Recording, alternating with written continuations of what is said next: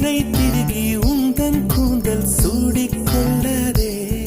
என் உதிரம் கொண்டு உதட்டு சாயம் பூசிக்கொள்ளாதே விண்மீன் பறிக்க வழியில்லை என்று கண்களை பறிக்காதே என் இரவை எரித்து குழைத்து குழைத்து கண்மை பூசாதே என்னை விடவும் என்னை அறிந்தும் யார் நீ என்று கேட்காதே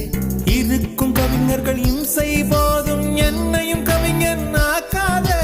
என்னையும் கவிஞன் ஆக்காதே குல்மோகர் மலரே கொல்ல பார்க்காதே உன் துப்பட்டாவில் என்ன